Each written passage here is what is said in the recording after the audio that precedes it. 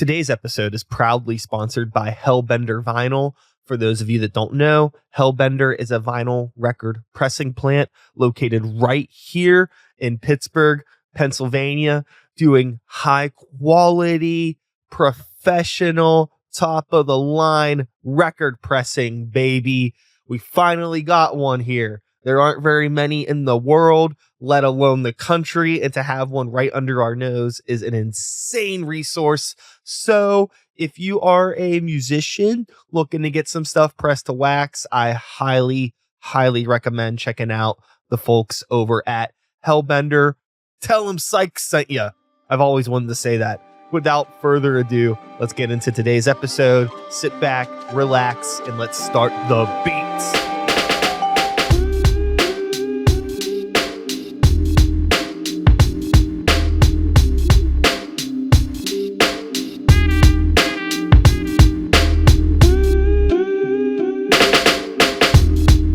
Hello. Hi, everybody. Hi. How are we doing? Fantastic. Yeah, pretty Welcome to my podcast. It doesn't have an intro, except now. good. Except now. This is the intro. Cold intro, It's the baby. introduction. I It like just started. Cold intro is my favorite kind of intro. Yeah. Dig You it. know, I very much am anti-script for these types of things. Good. I don't have any sort of questions planned. Brian actually didn't talk to us at all when we walked in. Pure silence, and then we Yeah. sat down. He said, "Start." It's Yeah. been very My uncomfortable. assistants went down and greeted them. Yeah, he Yeah. couldn't be bothered. Yeah, no, I could barely be bothered to do this now. I am kidding. I am sitting here today with Brandon and Colin of Little Giant. Make some noise for the internet. Yes. And for anyone out there that is like, what is Little Giant? Little Giant is not a band. I tend to have bands on my podcast. Yeah. But this is something that is a facilitator of bands and counterculture and underground things in music and art communities. It is a space for all sorts of things, a lot of things, a hub for community. You can tell more about it. Give them your pitch. Totally. Yes. Little Giant is a creative studio geared towards musicians and artists to create, and that means rehearsing for show, getting ready for the studio, making a record. That's why Colin is here. Educational workshops, networking events, live performances, all that kind of stuff, all kind of under one roof. So if you're a musician or an artist in town, or you're passing through on tour, come by to the studio and you can sort of make anything. It's great. What was the reason for, okay, so this is going to be my tough question just off the jump. Cool. Let's All right. go. It's hard enough doing stuff yourself. Why would you want to be bothered helping anyone else? Man, Oh, that's a great question. fantastic. I love that question. Well, for a long time, I couldn't be bothered by helping anyone else. I felt like the only bandwidth I had was to get this band off the ground that I had and play as many shows as I could and, do as much as I could. And so I really got sucked into kind of my own lane. And the further I went, the more I saw, opportunities missed from some friends, or just, lack of places to go that inspired creativity. And really, the inception of Little Giant Studio was I just needed a place to rehearse. I got tired of the storage facilities. I got tired of basements that had bad sound. So I needed a space of my own. And then once I found the place, I said, okay, I think it would benefit the community if I open this up to everyone, which is kind of the first time I was like, okay, stop thinking about yourself. Think about everyone as a whole, if this is an opportunity. And I kind of looked around, there weren't many other spaces like that. So that was kind of the initial inception, but it checks a lot of boxes. We all win together. Momentum of a community can propel you forward in your own personal endeavors. And it's very fulfilling to see people come through and make cool stuff, whether it's, them rehearsing for a show, then they go play that show and crush it. or they make a record that sounds amazing. They are in a rehearsal and they make like a hilarious video that gets like a lot of traction on, social media. Any of that stuff is super fulfilling. So a lot of reasons. Hell yeah. Now, Brandon, I have known you for years through playing in bands together. You've been on the podcast. We've communicated. Yeah. Colin, you are a stranger to me in this room. And we don't need to get like the whole like Spider-Man origin story or anything like that. But what's a little bit of your background here and how did you get involved with Brandon? I mean, the long and short of it, I'm a musician, engineer, and producer. I've been in the field or in the, out in the pit, as I say, for like 30 years now. I'm an old man. But I'm from out west and I moved out here in February of 2022. Was it 23 when you opened? 23. I don't even know what year it is. And so I've been playing music and I've been, since I was a kid, making records for about 20 years now. People pay me to do that. So I just kept doing it. And then when I first got here, I was just trying to get to know the scene like anyone would in any town, and Little Giant had just opened and Brandon was throwing a networking event. And so I went and even though I was working at a prominent studio at the time and started to make my way through the scene, I went to this networking event and made 6 or 7 friends that I've still actually kept to this day. It was the first real connections I made in town. So, I kept going back to those and Brandon was really cool. And the space was just great because it was offering a thing that I had always wanted, that was similar to what I wanted to do back home in Reno and San Francisco, but never got going. And was actually building a community. So long and short of it was I moved on from my studio and was looking for a place just to mix, just a room to rent, like anybody else. And he had a podcast room that was available. So I moved in there just to mix my own personal projects and stuff. And we just started working together on various things and the ideas of documenting more shows and making it more of a service outlet versus just I'm renting a room to mix records for other people type stuff started to become a bigger part of the Little Giant vision. Yeah. So. It's been kind of cool just from the distance seeing everything that's been going on with the space, because while I am the type of person that always has 1,000 pots on the stove, all of those pots might be overflowing, but I'm still looking at shit on my phone and seeing what other people are doing. And I think it's been really cool seeing everything that's been going on with the space and how it is continuing to evolve. I'm sure that all of this probably wasn't in the original plan, but I'm sure it's welcomed at the same time. Totally. I mean, like I said, it was just a rehearsal room at its inception. And once I got in there, and especially once Colin came in and we started to talk about making records, then I was like, oh, okay. And then once, we started to sort of open to the public and start to, do a couple live performances. And then we had this idea for a live session series similar to Audio Tree or anything like that, if people are familiar. Then it kind of went from just okay, rehearsal room to musical playground. Yeah. And folks can rent it out and use it for whatever they need to.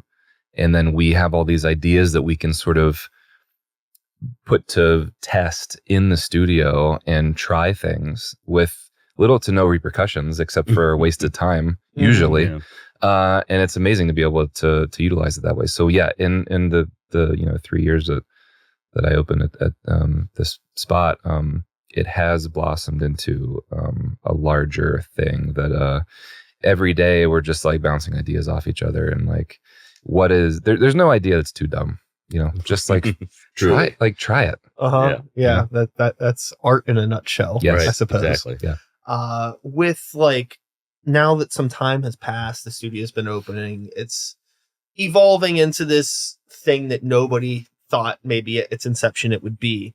I'm curious, what the side effect of that has been on your personal life or personal lives as a creator, just individually, because you are putting a bunch of time into this thing that's for something other than yourself. But at our core, we're still artists and creatives. And how are we finding time to navigate those things, if at all? Totally. Want me to take that one? Yeah. Yeah.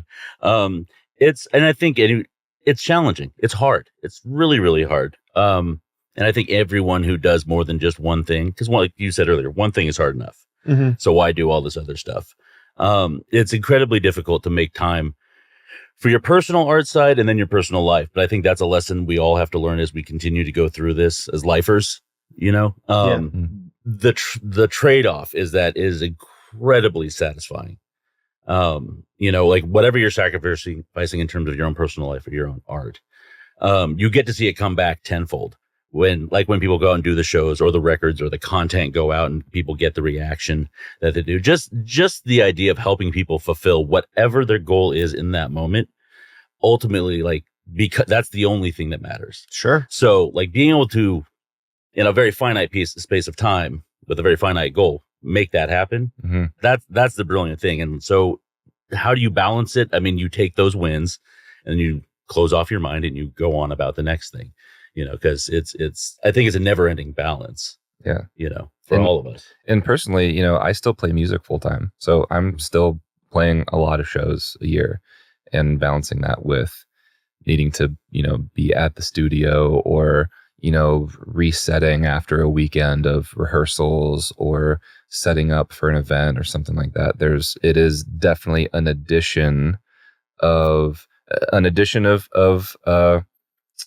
priorities and time and things you're responsible for, and a subtraction of time for other things. Yeah. But kind of, what Colin was saying, it's like it's a balance, and you get a lot of that back in people sharing love for the space and people being able to achieve you know, what they're trying to do by providing a space to do it. Totally. Now, with this space, I think that it's probably safe to say that some of the things that you're doing with this space, you're coming in like ground level. This is the first time with a lot of these things, maybe first time pseudo running a venue or pseudo running a recording studio or anything like that. And I'm curious about the life lessons, the learning lessons, or any newfound empathy that you may have found for, you know, other concert venues or other spaces or other situations you've been in the past. Like, you know, have you developed a new understanding of the business logistical side of things that maybe you wouldn't have considered prior? Oh my God. Well, okay. So yes, there's quite a few. I mean, like the biggest thing is being responsible for a space or a structure is like at its core, you know, I've not really had that sort of experience. I've gone into thousands of venues, I've played a million shows, and I always have like thoughts on like, oh, this was a logistical nightmare. The load in for this venue could be way better, or like, you know, just all kinds of thoughts about the financial structure of all kinds of stuff. And so now that I'm, you know, running my own space, there are a lot of things that you know, what you need to do is get people in the door. There aren't many ways to do that except for letting people know exactly what you're doing. And because you can't force anyone to come into a place, you need to demonstrate its value and the impact it could have on the music industry in this case.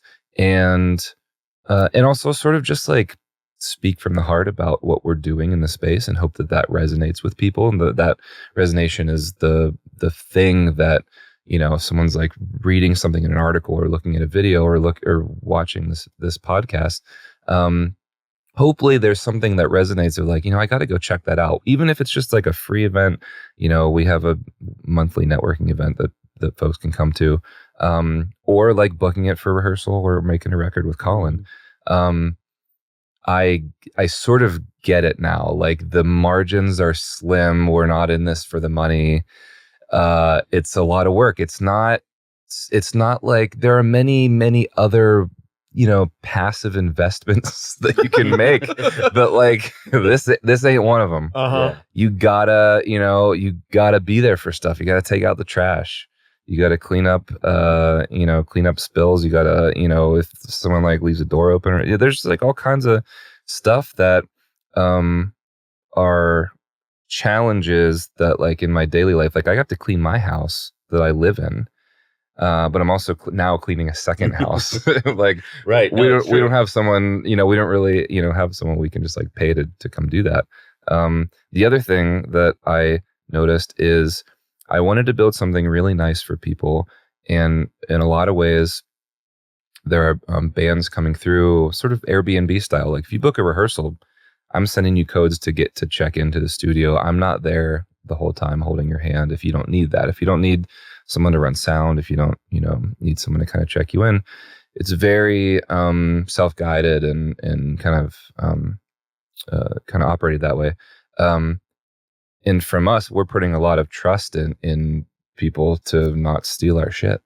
Yeah. And and to not like wreck stuff or break stuff or set the place on fire. And I think that if you build a place that's nice and there's care and love and attention put into that, and then you say present it to your friends and family and strangers, they will treat it nicely and they'll treat it like their own. And in most cases, that is the thing that happens. Yeah.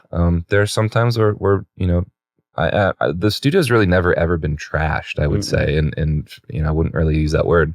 But for the most part, people really take care of it because it was clear that there's love and attention put into it from the get-go, and they want to see it. Hopefully, they want to see it, continue. Yeah, I think that too. There is like maybe something to be said about running a space that's like by professionals for professionals. And I don't want to be like, oh, if you're like a dirt bag, you're not a professional. Because there's plenty of, dirt bags that make great music and great art. Yeah. But, I think there's a certain threshold that is met where it's like, hey, if we're paying money to be at this space for a certain amount of time, we're going to take it seriously versus like another space or I don't know. I'm not going to get into the nitty gritty of that. I think we all know what I'm trying to say. Yeah. Well, they you can see the trust that we're putting in them. Like the minute you walk in the door, you're like, oh, wow, this is nice. And I think that reflects right back on that, like how they're going to carry themselves. And thus far, I've been there a year and a half now, and it's impressive because we do get the dirtbags and they're fantastic. They're the best. Like they come in and they have a good time and use it just like anybody else would. And it's like it's the mutual respect thing, totally across the board. Yep. Yeah. Yeah. With the current landscape of music and being an artist in general, life is very, very expensive. How are you finding a way to like base whatever sort of like rates or structure in a way that is like fair to you, fair to bands? You have a hard time like placing value on your things. We're talking about those thin margins. I feel like it's so hard where it's like you can kind of charge whatever you want, really, but totally. What's not enough, what's too much? It's such a thin line. Yeah.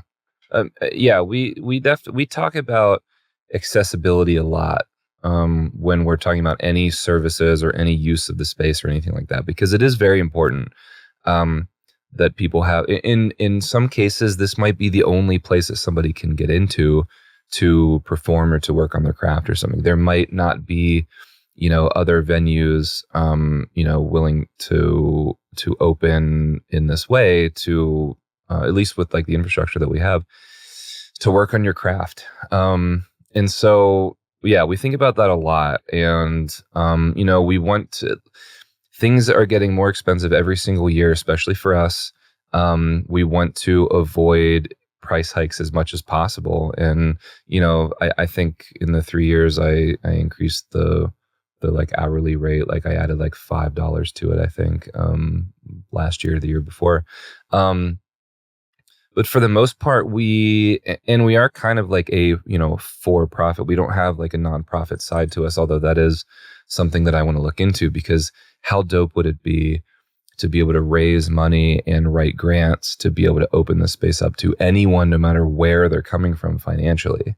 And it can make sure that like for the professional services that we're doing, that like we do full time outside of the studio, that we're able to, get paid to provide these services and to continue growing the studio and make it nicer, maybe get another one, another location. I think the ability to, write grants and raise money and ask for like corporate sponsorship and stuff like that. Mostly in like local companies. I don't really want to go. I don't want to call Walmart to ask for money. It's not what we're about. But so yeah, it's it is a challenge, but accessibility to the stage is like the biggest thing that we think about. And some months that doesn't equate to any profits that the studio makes. In some cases, there are profits, which are nice to see, and then that gets funneled right back into the studio for various projects that we have and gear upgrades and fixes. So there's a lot of circular revenue that like we're not really seeing much of that, and it's just kind of going back into the studio. And I'm happy that the studio in general has been self-sufficient in that way, that people have adopted this place and utilize it and see it as a professional resource. And the money that goes into it, or the money that like we collect for folks using it, goes right back into gear and space and that kind of stuff. Yeah. I've found over the years of me doing this podcast, it's really opened the doors for me in terms of like how much is actually going on musically in the scene creatively, because people hit me up all the time and they're like, hey, I play in this band, and it's like, I never heard of you, but whatever, you seem cool, come on. Yeah. And then they're like, yeah, we got our start playing these shows at this weird venue here. I'm like, what is that place? Yeah. And then you look at the show flyers, like, who are these bands? There's like all these weird little pockets. Yeah. Are you finding like stuff coming to you from like different areas where it's like, I thought I knew everything that was going on, but get kind of humbled and being like, I don't fucking know anything. Oh my god. Yeah. Oh, absolutely. No idea. Yeah, totally. Yeah. There's often, a band, will hit me up and we had a show here, the show dropped. Can we like move our show to Little Giant? Or like, we're getting ready for a tour, opening for like this bigger band. I was like, who is this band that Pittsburgh is pretty, community wise, is pretty like well connected, I think, in general. I mean, I know that the sentiment internally with the city is that like there are all these neighborhoods and we're kind of separated, but I think in general we are fairly well connected compared to some other cities. But yeah, I mean, every week there's a new band and I'm like, who is this? And then I hear them, I'm like, this band rips. Like, what have I been doing? And it just goes to show that like there are so many there's so many amazing like bands and like venues and like new venues popping up, and having the studio does sort of keep me more in tune with that stuff. And I'm from here, and it might as well be. I moved here in 2002, so it's like I feel like I've been from here for a long time. So but I don't know, like as someone new to the city, do you feel more connected by being like? Yes, I think it highlights how much. It's funny because you say it's interconnected, and from my standpoint, like no city ever anywhere actually has any idea what's going on. You can, no matter, maybe Nashville, maybe LA, but even then the size. But yeah, there's always, it's crazy because I'll see stuff on the calendar and I'll have to just stop in to grab a drill or a microphone or something I'm doing at home. And like, I'll go in just thinking it's just some old band. And like, they're in there, they're like a fully set up, like I am like in-ear setup band getting ready for tour. And I'm like, who the hell are these guys? Find out they're from like 10 minutes down the road from me.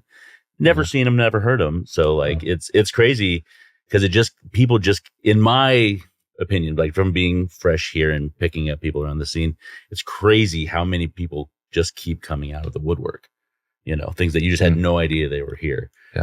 Yeah. I mean, I think it's not exclusively a conversation about getting old, but I mean, every year there's a new batch of young whippersnappers ready to get it going, a new generation. But it's like time moves differently as you get older, Absolutely. So it's like you blink and like the time that you've been here, it probably feels like nothing really. Well, yeah, it's 2.5 years now, and I'm like, what? And it still feels like I barely know this scene, just barely. It's always changing, right? Because like you get all of those like new bands that come and go, and two of them will break up and start some new band together, and it's really, really I mean, it's impossible to keep track of all of it. Right. It really is. Yeah. You just kind of take joy in the fact that you'll never keep up and that there's this never ending supply. Yeah. And I'm just still glad, like, I'm old enough to remember when people in bands playing guitars was an at-risk proposition. That was not like that was going to stop happening like 20 years ago. And it never did. And so, like, I'm just stoked that that's still happening. Yeah. You know, there's still dumb punk bands and indie bands everywhere you look. Yeah. You know, it feels like there's always this interesting sort of recycling of culture and different ideas. And now we're kind of back in it now where, from my perspective, it feels like the technology threshold is really peaked, and there's a lot of younger people that are like, fuck all of this stuff. We want it raw and simple and more human. Right. Yeah, 100%. Which is great. Yeah. Because then, you know, for the studio, we see both sides of that. On the recording end, obviously, there's a lot of that you get. But then also, that means it goes back to performance.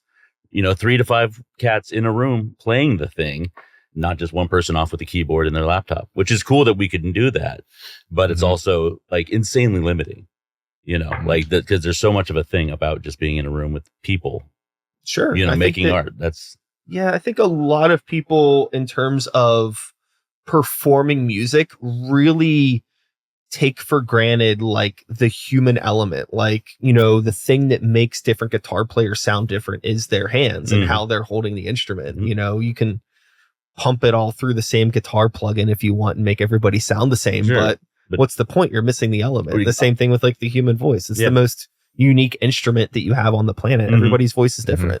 But if you want to pump it through a bunch of filters and get it to sound like everybody else, what's the point? Right. Exactly. Yeah. That's the thing I always try to keep in mind when talking to any artist, younger artist, whether it's a rehearsal thing, a pre-production thing, a recording thing. It's like, you are the thing, not your guitar, not your amp, not even your song. Like, you are the difference. Like, why are we going through all this, you know, to make it like that? Like, sure, fine. That's the shiny star in the sky we want to emulate. But like, you at the middle of it all, that's going to be the thing. It's like, stay human inside of that, stay present in that idea. Yeah. And that's where, again, it goes back to like just a community space at Little Giant, where we can just kind of hang out and have stupid conversations like that for hours to try and get in people's head. There's definitely like there's like a musical direction standpoint to kind of like everything that we do. And it's more like a pumping up artists to be cool with what they have and not try to chase after either a trend or a sound or something like that. So like, you know, whether we're like running sound for someone's rehearsal, we have a show, Colin's making a record with someone, we are often trying to drill down to who are you? What is this song or what is this record about? And how do we make sure that what we're making here sounds like you? Both the like literally the sound of what's coming out of the speakers and the message that you're trying to convey. Sure, like the emotion. Totally. And so it's like totally like like, you know, MDs in you know, on bigger shows who are carving out a live performance, or carving out, you know, producers in a recording studio are really carving out like a performance and all this stuff. And you know, we're kind of doing the same thing, but we really want to make sure that what it is that you are saying you want this to sound like, or what you want your message to be, is actually what's happening. And I think there are like a lot of cases where it's easy to open up TikTok and hear a bunch of people kind of doing the same thing, and then want to just do that thing because it's getting engagement or something on a you know, platform like that. And if you want to do that, that's fine. I think that's, you know, that's certainly strategy. But I think it's like way cooler to like come in and really understand where someone is coming from, the music they're trying to make, and do our best to make sure that is exactly what happens. Yeah, I think that with like the modern creative mind, and there may be some people that are genuinely really good at doing like a TikTok thing, and that's what they want to do. Great. I think like at its core, I think it's just like, you need to have that conversation with yourself about like what your intention is and what it is you actually want, and not letting it get muddied up with the distractions and the bells and whistles of all these other things. Yeah. Because it could be cool to be like popular online and get like millions of people watching your thing, but it's like, hey, are you like a guitar band, or are you like a singing, dancing, cartwheeling, whatever meme thing? Yeah. Mhm. What's the, I mean, maybe there's a world where you could do both. Right. Yeah. And if you could find that, great, but Yeah. be yourself. And whatever the answer is fine. I think that there's like that's totally yeah. cool. We can Yeah. you can do 1950s single mic live recordings now, or you can do complete synthesized, pop band stuff. It's all fine. But you gotta like kind of find a space and make the call and have like, what intention is- with that call. What is you? Like, Yeah. who are you? Exactly. What is, the world does not need any more art. And no, That's a hard fact. We don't need any more. Yeah. We have enough. right. Mhm. So to like bother to try to put more out there is actually a really kind of an arrogant thing to do. So it's like, I think what this are all the time. what are you offering to the world? Yeah. Well, I think there's that line too. Like it's important. It's more important for us to make art, like by far, than like for the rest of the world to keep. Yes. So there is that line between, yes, please grab a guitar, keyboard, whatever, go do your thing. 100%, please. It'll make you a better, happier person. Then there's like the universe in front of you. Like, don't put it on the table, man. Like have some intention with it. Like it may only be for a couple people here and there, and that's fine. But at least shoot it at those people. Because that's the difference. Yeah, make the art 100%. But like we don't all need it. Like there's a lot of stuff I make. No one needs to hear that. I need to make it, but no, it's not really for anybody. Yeah. It's just for me.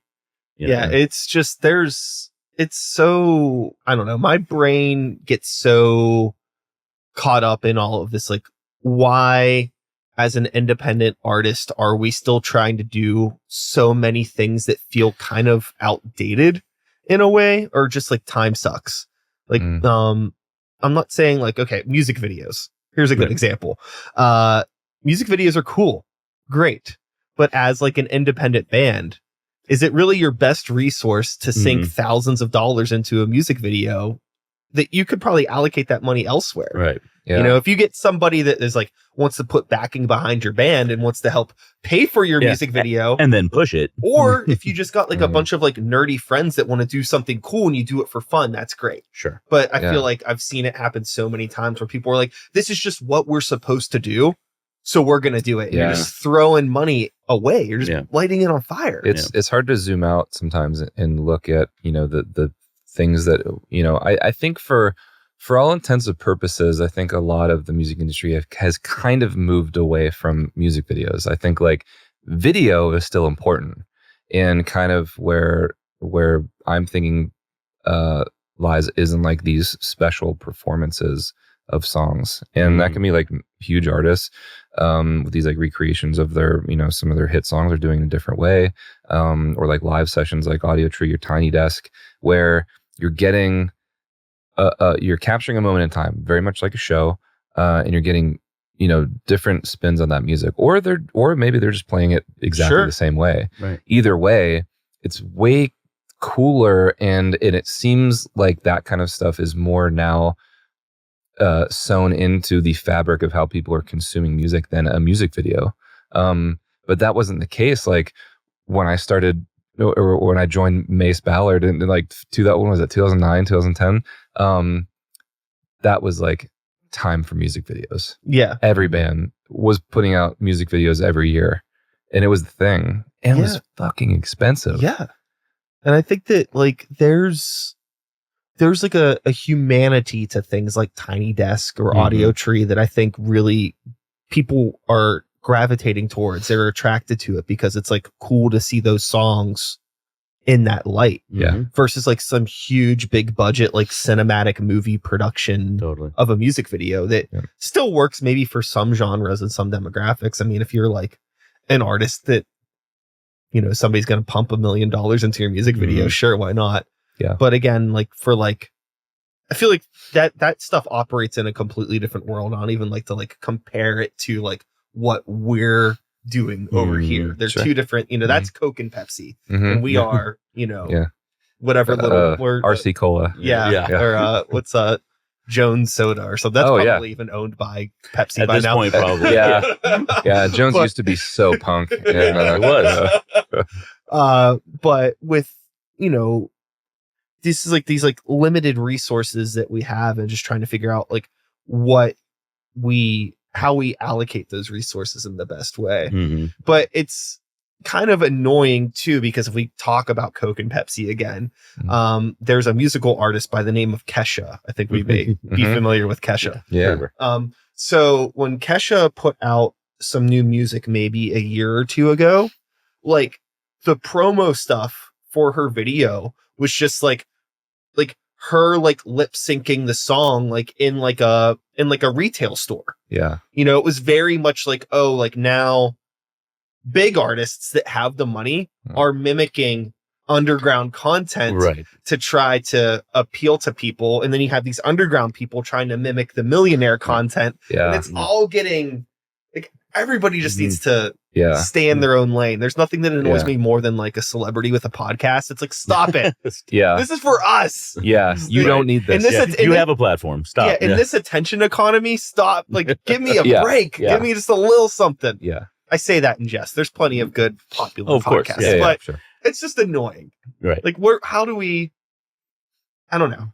I'm at a stalemate with this thought. Yeah. No, I understand it for sure. I think there is, and this kind of also, you know, comes back to, you know, like what the kids are doing, you know, and when I say kids, I mean, you know, people 10 years younger than me. Yeah. Not that much younger, but like, you know, I think, the new generation. New generation coming up, man. There's music that I couldn't even conceive could be written.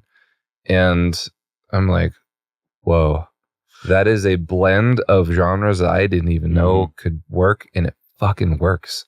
And there's stuff like that happening a lot. And also, you know, we're kind of at the point in the industry where you know, there's this buzzword about content creation, and like we do like these educational workshops on you know, music marketing, content creation, and music business and stuff. And there's you know, a big I'd say like half the people kind of understand what like content creation is, and half people are like, fuck that, don't call my music content, all that stuff. And like, you know, the fact is like, your music isn't the content.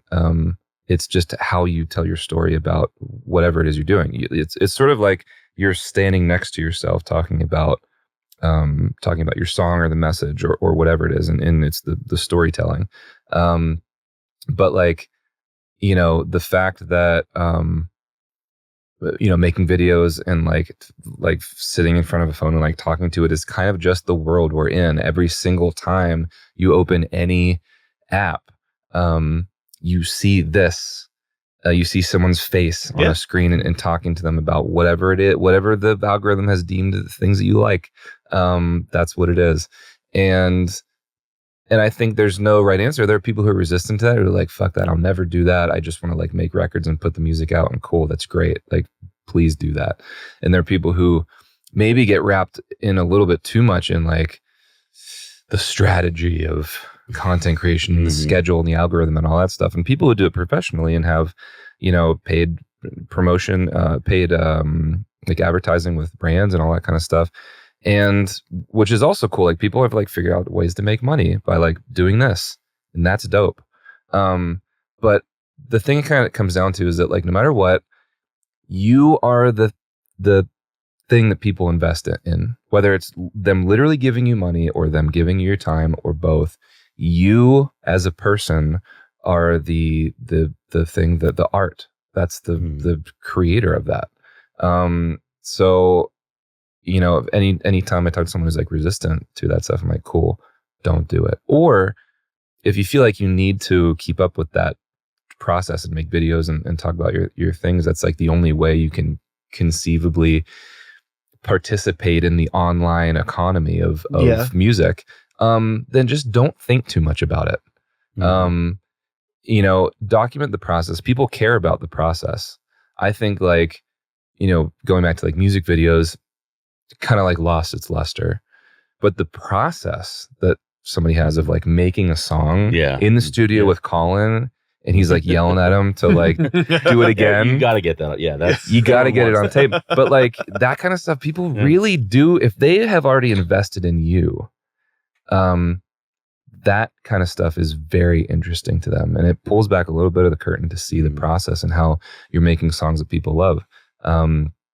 And I think that stuff's cool. I think, and kind of, again, going back to like, there's no right or wrong answer to whether you want to be involved in the content creation world, if you want to participate by just sharing whatever you're doing at that time, or if you're super resistant to it and you just want to make records and put them out. You'll find your people either way. Yeah. I think that there's like a saying that goes something like, it's not that you can't sing, you just haven't found your voice yet, right? There's that concept. I think you can maybe say the same thing about content creation, where it's like you finding your voice as like, how do you highlight what you're doing online? To somebody, their idea of content creation may just be like TikTok lip syncing or dances or memes. And like, there's plenty more that you could do outside of that. Yeah. It's just a matter of finding like, how do you tell your story in a organic way? We're using all of these fucking buzzwords because we're in too deep ourselves. Yeah, right. Yeah, we're not getting out. No, But I mean, I think there's truth to it though. It's like you're just finding your voice in this modern landscape of like telling your story. Here I go again. Yeah. With to people. And like, the internet is a great resource for connecting with people. You could get really grim and dive into the horrors that the internet provides, but I mean, if you tap into the positivity of it, I've made a lot of really cool connections with people just from sharing my story online in a way that I find is natural and people gravitate to it. I think that's the trick, though, the way that's natural, because it forces the issue to a degree, especially now that we've got kids who, like, I have kids who've grown up in a world that's been nothing but saturated, so with this. So to them, it's that it's not a could or a can or may. This is part of life. And if you're uncomfortable with that, it forces an issue where you think you have to go in at it a certain direction. Just like when I was in high school, you have to wear these tennis shoes, you have to wear these jeans, the same type of nonsense. But like, if you can step back from that enough, then it's an amazing tool. That was the promise in the beginning of the internet, right? It was like, all this connectivity. Then they just shoved connectivity down everybody's throats. And it becomes this issue where people have problems like I can't figure out yet, but I'm trying. Like, where do I live on the internet? How do I exist happily? But there's so many people out there who just get frustrated with that process and don't even try. Yeah. So if you just that idea that, like, it's cool, just back up. Look at it. Find, like, you don't have to be any of these people. You don't have to fit any of these molds. Yeah. I mean, as somebody who themselves is not very comfortable with the concept of like content creation as a musician. I mean, I make content as a musician, obviously, but I'm not doing the sing along stuff, or we're not making up dances or memes or things like that. It's like all I focus on is like making something as good as I possibly can. And then I tell people about it. Sometimes I tell them about it in like a cool creative way with like a fun edited video, or sometimes I'm just a little bit goofy, whatever. That's just, hey, it's me. And then that's it. And I don't think about it. I don't check the numbers. I don't worry about posting it at a particular time. It's just like, I'm doing this now and I did it. And it seems to work out all right. Yeah. My friend Evan, aka Foolish Frankie, has a very large YouTube and TikTok following, and he always says that he wants to always make sure that he is a saxophone player who makes content, not a content creator who plays the saxophone. He's putting priority in the thing that like really fulfills him. And I think that's really all you need to do. Just keep that in check. Sometimes you need to like zoom out and make sure you're doing that, because sometimes you might be doing something that feels disingenuous, and you might not even feel it comes across that way, but then you kind of zoom out and you think like, the last like month of like stuff I've been posting or whatever just like isn't man, this isn't me. Like maybe you feel pressure because you see it everywhere. And my thing is like, as long as you are channeling that into, if you're a musician, channeling that into live spaces with people playing your music. Like, as long as that is the funnel to make sure that you're getting music into people's ears in an environment with a group of people in a place, that's always the goal. Yeah, for me, definitely, that's always the main priority. The internet stuff is an accessory to my real life. I don't replace it. I don't, it's just, hey, come to a show, listen to a song I did, check out this podcast. Yeah. Great. I'd much rather see people in the real world. I think that another thing too that makes the content creation stuff hard, or just internet in general for some people, is the reality of the numbers. Mm-hmm. And I think sometimes it's kind of hard for people to get that very algorithmic representation of how well or not well their reach is. Yeah. When like it really doesn't mean that much. Right. You know, but I think it could be tough for some people to be like, oh, you Yeah. know, this thing that I did only got so many views. Yeah. You gotta drop the ego. Mm-hmm. Totally. It's a tool, just like anything. It's just like a guitar, a pedal, like Spotify, Apple Music, a tool. Internet, you know, social media, a tool. All of it is just like, you know, a little Swiss Army knife to, you know, allow yourself to create and share music with people. As long as that's the goal, don't hurt anyone. Do it. Yeah. Yeah. Yeah. With, you know, this kind of like doesn't have exactly anything to do with Little Giant exactly, but it's adjacent because of running a music venue. And I guess now we are talking a little bit more about Coke and Pepsi, or we're about to, but this kind of bleeds into the middle ground in terms of like promoter monopolies, ticket pricing, this whole trying to like how some people seem to be making it harder for the real world stuff to exist in some platform. And I think that it's important for us to have spaces like Little Giant and other venues for people to be able to enjoy underground music. But what makes it difficult is like getting that information about places like Little Giant to people that aren't also musicians, people that aren't in the bubble. Like, how do you get it to, for lack of a better word, the normies, or just the people? Like, how do you spread it? Yeah, that's a challenge. Just getting the word out in general is a tough one. Independent venues are the lifeline of the music industry. And as long as they're resistant to being purchased by Live Nation, I think they are the thing that keeps like real music happening. And we need to break up Live Nation and Ticketmaster ASAP, because the relationship is creating just a decay in the fabric of the music industry. And it is really such a bummer to like see this happening. I will say that, you know, as an independent venue, the network of independent venues in the city is very strong. You know, I'm often communicating with, you know, Mark and Eli and the folks at Haven. You know, I was talking with Maddie, who's now the owner of the new Club Cafe Live, and we're just like always communicating. If somebody can't take on a show, see if like we can, or if there's a band coming through a venue and they need to rehearse the day before the show, they reach out to me. So that sort of network is helpful in like the you know, the serving the music industry as a whole. Now getting out to the normies, we're sort of a model that I don't want to become a full-fledged music venue that puts on a bunch of shows. And it's not because I don't think that's important. I will, you know, always do my best to create live experiences for artists who hit me up, and to put together shows of our own and stuff like that. I'm fairly resistant to like, you know, co-promoted shows with like other promoters and stuff like that. I don't necessarily want to do a lot of that kind of thing.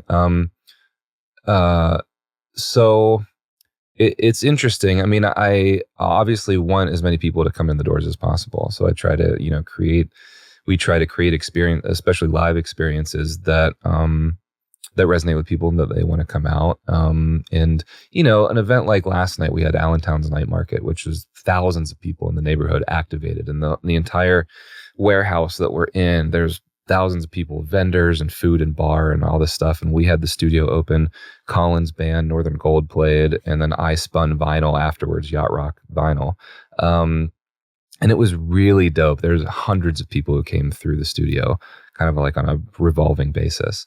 And I think that kind of stuff, there's some cool neighborhood things happening in Allentown that I think if we are we make sure we are just a part of and like open our doors, that we can really allow, access for anyone who wants to like come through, who might not be a musician or an artist who has to like come in there to do work.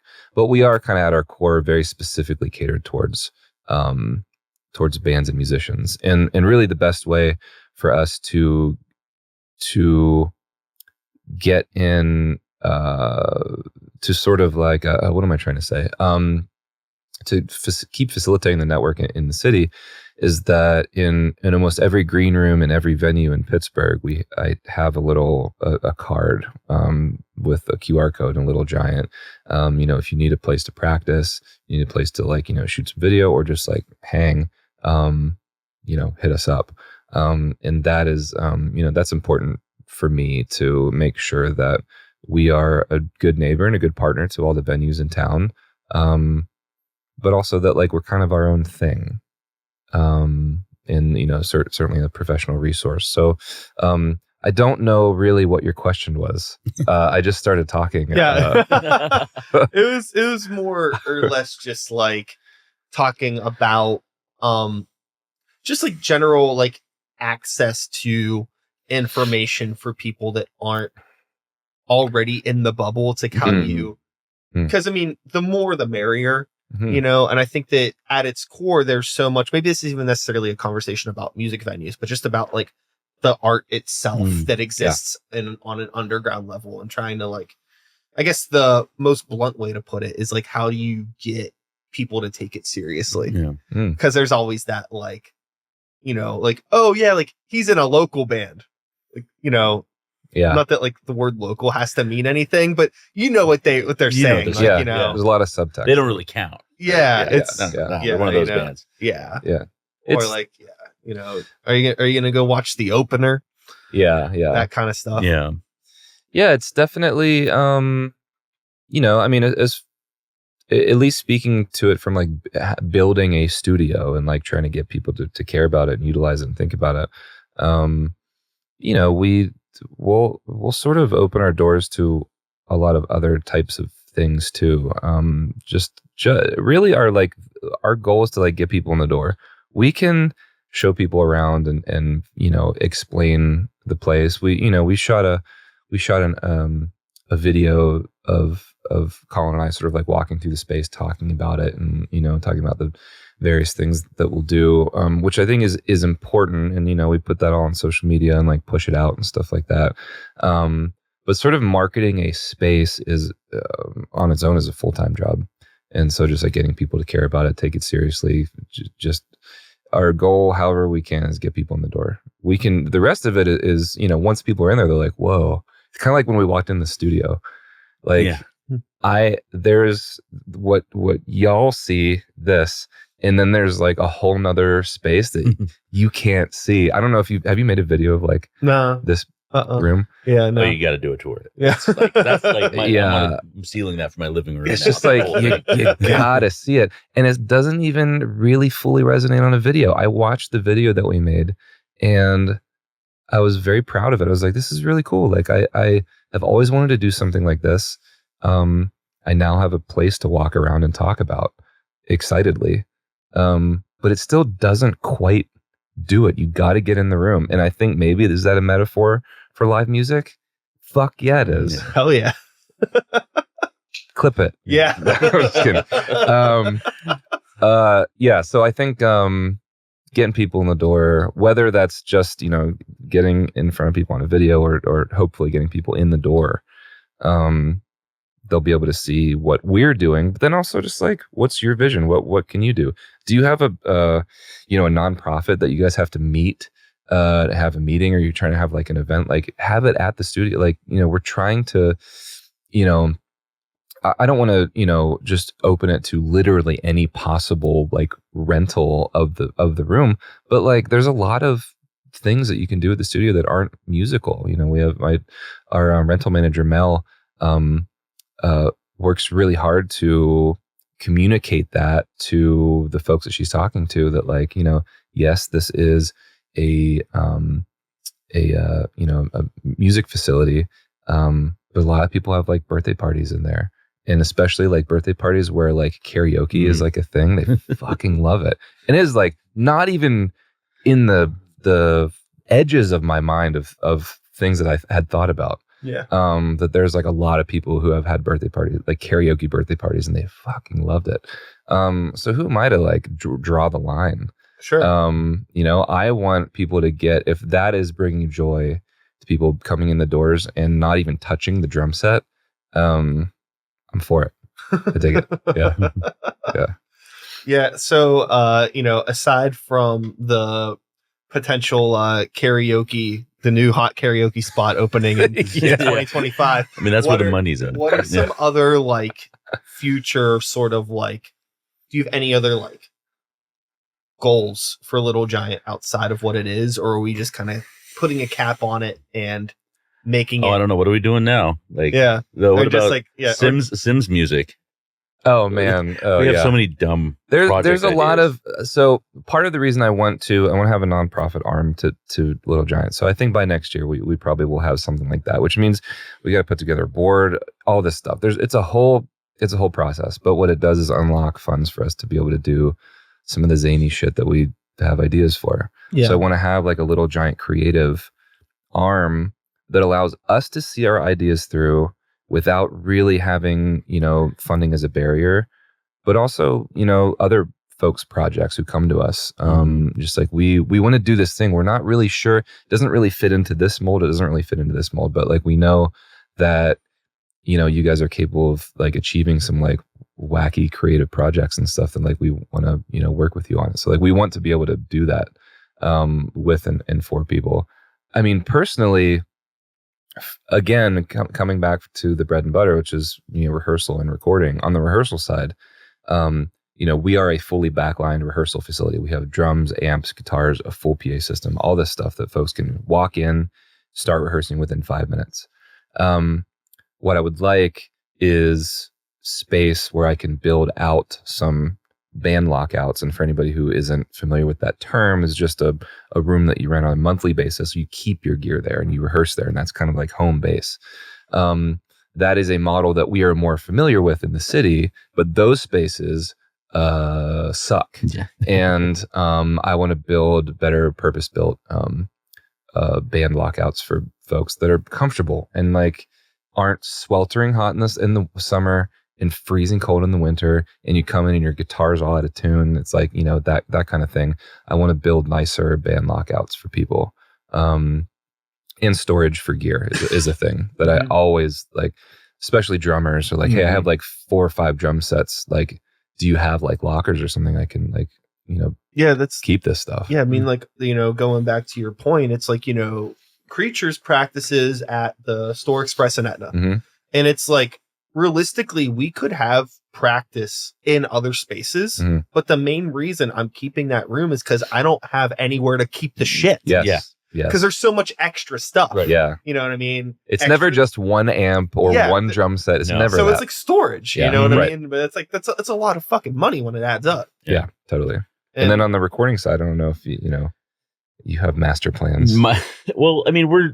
Thing is too, like we just did at like right at the first quarter of the year, we did a pretty big for us expansion. We had like, what is it? Like 800 square feet to the studio by knocking down a wall and flipped the room around basically. So we got more space. We spent a ton of money on a bunch of new mics and gear and like kind of re-outfitted a bunch of stuff. So right now I'm just living in that.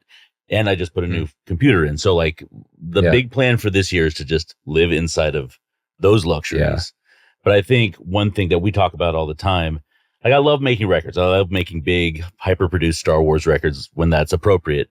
But a thing that we do a lot just for fun, like at the studio now, is just I want to capture more shows, live performances, whether it's for a record or it is a show that someone's putting on, or just stuff for like they're doing a rehearsal and they're working on a new song and they want 40 seconds of it for whatever, but you want a decent recording of it, not just a couple phones in the room.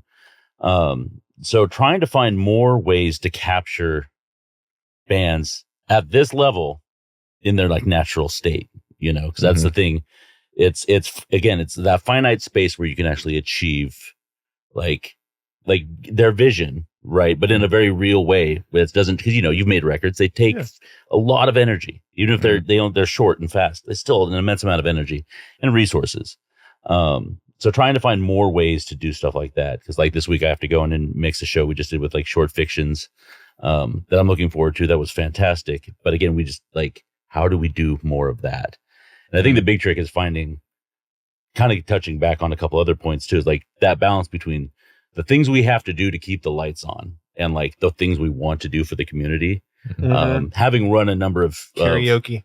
I don't want. I have no interest in floating the karaoke community. Mel's about to get 100 emails. That's it. We're done for the year. We can't. No, so that's the thing. Because as much as I love producing records in the big involved way, there is that space where it's like, no, just come in and let's do your thing and let's get it right and good, and send you on your way. And so that it's hard. It's because that's so antithetical to what now 2 generations of people have been taught about how records are made for the masses. It's like, I love that fight, because it's directly against the current. And it doesn't have to sound bad either, is the funny thing. It doesn't even have to sound old school. You can do these things these things can get done at a very high level. It's not terribly difficult anymore. Yeah. So that's my big thing, is just kind of like breaking the room in more, finding more artists to work with in that sense, really. So that's the recording path. And then Sims music. Are you not going to talk about the Sims music? Sims music. Well, okay. yeah. Well, it's not really a secret. It's just like, okay. Do we have a minute? Yeah, sure. Okay. Did you ever play The Sims? Yeah. Growing up? Okay. So anytime I'm working, like sending emails and stuff like during the day, which is pretty much every day, I listen to the Sims soundtrack, which is just so therapeutic to me. It puts me back at my, my gateway computer in the computer room, and I'm, building a house, and I just saved up enough money for those like cool wavy countertops that were made of like cocobolo or something, like I don't know, some like nice wood. And I'm listening to these songs, and they're so beautifully written and like played on like a solo piano and some of the pieces. And I'm like, and this is just how all these ideas started. Like how dumb would this be? Or how crazy would this be if we brought a grand piano to an active construction site and had a pianist sit down and play some of these scores and film it beautifully and record it beautifully on site, while there's like people building a house behind them, the sounds of drills and wood and hammers and all that stuff. So I like thought of that idea, and like I don't think I even ran it by you. I called my friend who plays piano, and he's like, yeah, I know a guy who owns a bunch of pianos in town. And by the way, he's right across the street from the studio. And he transports them around the city every year on Piano Day, which is 88, like 88 keys, August 8th. And so in that like one phone call, I found a piano that can be transported. And I found a piano player who loves the Sims music and is already like learning and charting out the songs. So like, we're just like, okay, how much money does that even cost? And then I like told Colin, and he was like, dope. He's like, how do we do it? And that's why I love Colin so much. Cause like, I'll bring some of these ideas to him, and he's just like, cool, man. How do we do it? Or like, these are the things we need to know. These are the variables. Mm-hmm. Yeah. And it's just like, why not do that? Just, find the money to do it, get some like local sponsors. It's not really going to cost, it turns out it's not going to really cost all that much money, but like we want it to be good. And my next, portion of that process is like, I want to call EA Games, and I want them to like be a part of it. Why can't we do that? It kind of has nothing to do with the studio. None of it's going to be in the room. But it is going to be Colin. It's going to be me. And it's going to be Eddie who shoots all our live sessions and a lot of our stuff at the studio. So that's kind of where like this Little Giant creative alternate sort of organization kind of lives in us being able to funnel a lot of these like crazy ideas. So stuff like that. I want to know more about if other people have ideas like that they've just like, no, that's too dumb, or like, who's going to care about that? I want to hear from people who have ideas like that. Cause like maybe there's a way we can, I like to make phone calls that are just like, hey, this is a maybe the weirdest phone call you're going to get all day. But just like, give me 5 minutes. Let's just like talk about it. And so far, like everyone's been like, yes, I want to, this sounds cool. Let's do it. Yeah, Little Giant can just be a yes factory. We don't know how, Yeah. but like come to us with your wacky idea. If it's cool, we'll figure out a way to do it. That'll be the name of the Vice documentary in 5 years. What was like Rob Dyrdek's, what was that thing, that place he had, something factory? Although they just did all kinds. He just like used, and unfortunately I don't have millions of dollars like he has. Right. But he just, put a bunch of money into a lot of like weirdo ideas and like made it happen. And some of it was cool. Some of it was really dumb and it was all very entertaining. Hell yeah. Yeah. Well, as the train rounds the corner here, we're pulling up to the station. Yes. I think that we had a nice little friendly conversation about I agree. Little Giant, about its history, about what it's done, about what it's doing, about what it might do. Yeah. Karaoke. Clearly the front runner. Yeah. Is there anything else that we want to throw out there before, this choo-choo machine pulls up? No, I want people to come in the door. So, Colin and I if we're there during the day, like we'll often invite people to just like come chat. Like if you have ideas, if you just want to see the space, like we're often available. It behooves us to be good neighbors and good community partners, and we do more and better things together. So that's kind of like why we're here. That's kind of my thing. I don't know if you have. No, that's it. Hit us up. Like, come by. Like, say hi. Bring your dumb ideas so we can say yes. Yes. Hell yeah. Just for fun. Because again, why not? Right? Like we're like, why not? The world's on fire. We're all trying to make art. Like, let's go. Right? Yeah. Why not? Yeah. Let's do it while we can. Yeah, Let's do exactly. it. Hell yeah. All right. Well, with all of that being said, that is all, folks. That has been a podcast. I'll be back again next week with another episode. Same time, same place, same channel. You know the drill. My name is Brian Sykes House. Start the Beat is the podcast. 2025 is the year. And until next time, take care of yourselves. Take care of the people around you. Peace out. We did it. That was a podcast. Yeah. Woo! Nice work, dude. Thanks. That was I've great. done this a few hundred times. Yeah, I guess so. Great, dude. Yeah, thanks for doing this.